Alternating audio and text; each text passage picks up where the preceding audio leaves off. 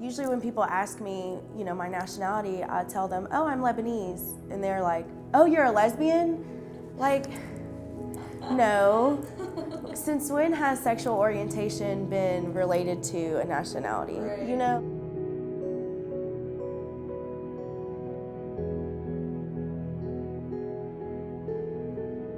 A lot of people think my accent is fake. Like, majority of people would think I'm faking, which is sort of hard to even, fake an Australian accent. People view the German language as being aggressive and very, very harsh. And this transitions into the second stereotype, is that people believe that Germans are Nazis. And a lot of people think I'm English. I get a lot of people saying, oh, your accent reminds me of the Spice Girls, or do you live near Adele? And I'm like, no, different country. So when I show either friends or family or people that I know or first meet, pictures of my house in Nigeria or the amazing waters, ocean areas, amazing neighborhoods, they're like, this isn't Nigeria, this is where you're from. My take on it is, if you call me a Nazi, I more or less view that as you're calling me a murderer. Because you don't go outside and just run up to someone and say that they're a murderer. Some of my friends, we are always joking around about this year's election and stuff, and one of them actually hurt my feelings one time when we were talking about, hey, what if Trump wins, what's gonna happen? And somebody said, hey, you're gonna be shipped back to the Dominican Republic. That was basically a stab to my everything, because they basically just kind of undermine everything that I'm working towards, trying to separate myself from that stereotype. In America, people set up more these walls of these stereotypes that society tells them, which doesn't really allow them to fully understand other people, especially even if they talk to other people. If you have a stereotype of somebody already before you approach them, you're not really going to learn who they are as a person, because you already categorize them in a box. Everybody always basically associates you with not being a citizen of the United States, basically.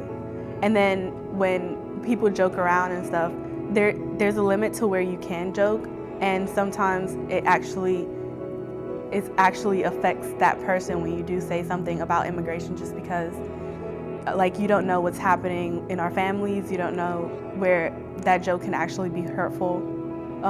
It can actually be something that's happening. Where I'm from, Nigeria, it's a great country.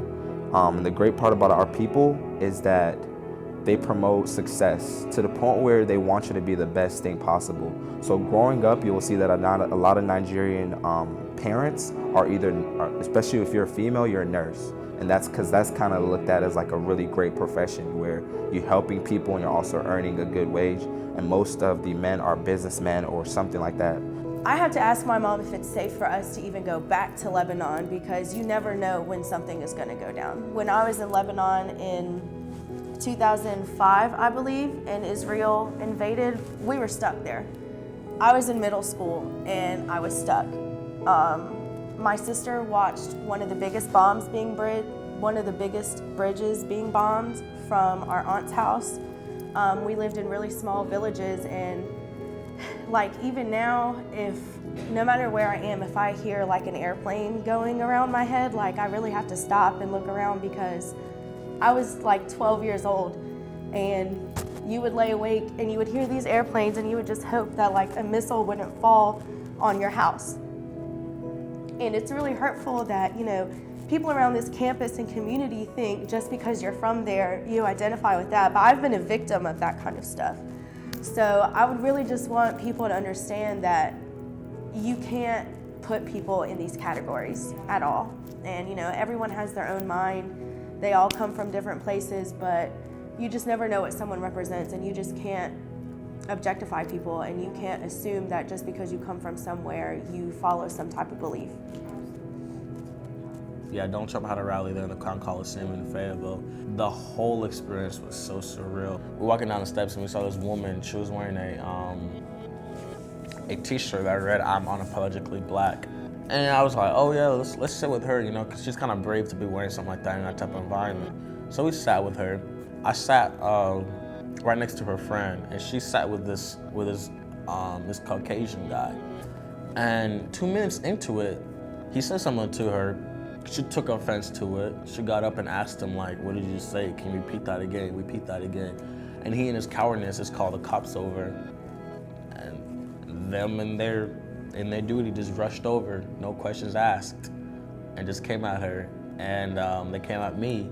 If anyone's seen the video, you can hear me saying, "I don't know them. I don't even know them. I don't even know them." And I really did not know them at all. I just happened to be sitting in the same aisle as them.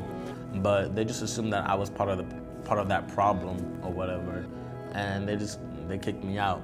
And I was walking down the steps. There was one old man. He was saying, "F you, baby, F you, baby," and then he attempted to slap me, but instead he slapped, because I had my phone like right here, like recording or whatever, right, everything that was going on, and then he came to slap me, and then instead he slapped me though, like right here, but he got most of my phone, and the cops didn't do anything about that. But yeah, that's how that incident unraveled.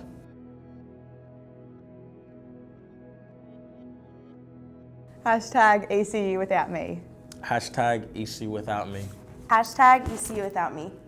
Hashtag ECU without me. Hashtag ECU without me. Hashtag ECU without me.